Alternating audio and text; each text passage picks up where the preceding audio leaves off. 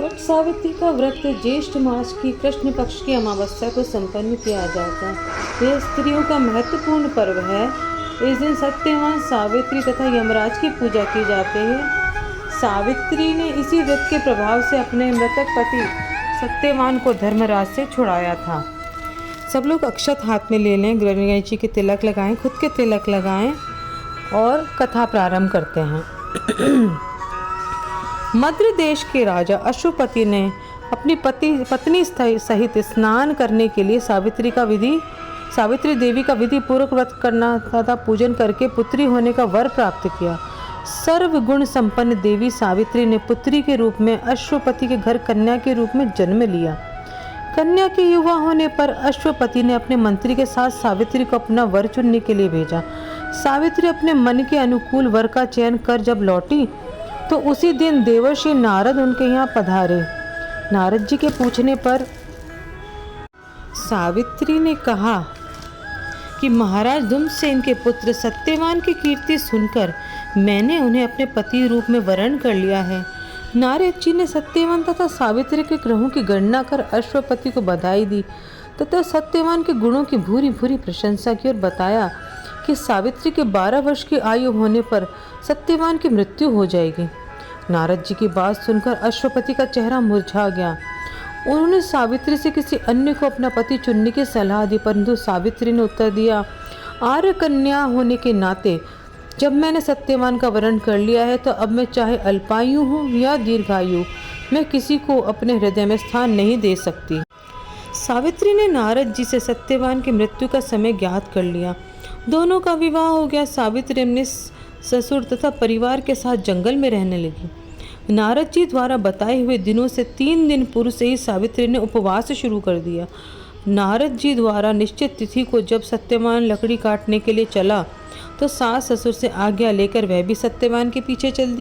Satyavan one में पहुंचकर लकड़ी काटने के लिए वृक्ष पर चढ़ा। वृक्ष पर चढ़ने के बाद सिर में भयंकर पीड़ा होने लगी। वह नीचे उतरा।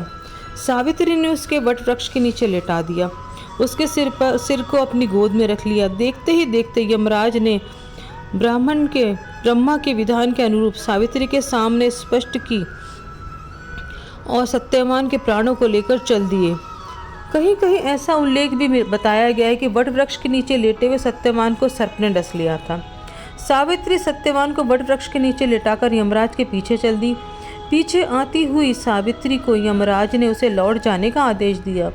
इस पर वे बोली, महाराज जहाँ पति वहीं पत्नी, यही धर्म है, यही मर्यादा है। सावित्री की धर्मनिष्ठा से प्रसन्न होकर यमराज बोले, पति के प्राणों के अतिरिक्त कुछ भी मांग लो। सावित्री ने यमराज से सास ससुर की आंखों की ज्योति और दीर्घायु मांगी। यमराज तथास्तु कहकर आगे बढ़ गए। सावित्री भी यमराज के पीछा करती रही। यमराज ने अपने पीछे आती सावित्री से फिर वापस लौट जाने को कहा। सावित्री बोली, पति के बिना नारी का जीवन में कोई सार्थकता नहीं है। यमराज ने सावित्री के पतिव्रत धर्म को देखकर खुश हो गए। पुनः वरदान मांगने के लिए आग्रह किया। इस बार उसने अपने ससुर व राज्य वापस दिलाने की प्रार्थना की। ससुर जी का राज्य वापस आने पर के तथास्तु कहकर यमराज आगे चल दिए। सावित्री अब भी यमराज के पीछे चलती रही। इस बार सावित्री ने यमराज से 100 पुत्रों की मांग की तथा वरदान मांगा कि मेरे को 100 पुत्र प्राप्त हों। तथास्तु कहकर जब यमराज आगे बढ़े तो सावित्री बोली, आपने मुझे 100 पुत्रों का वरदान दिया है, पर पति के बिना मैं माँ किस प्रकार बन सकती हूँ? आप यह तीसरा वरदान पूरा कीजिए। सावित्री की धर्मनिष्ठा, ज्ञान, विवेक तथा पतिव्रत धर्म की बात जानकर यमराज ने सत्यवान के प्राणों को अपने पाश से स्वतंत्र कर दिया। सावित्री सत्यवान के प्राणों को लेकर वट वृक्ष के नीचे पहुंची जहाँ सत्यवान का मृत शरीर रखा था।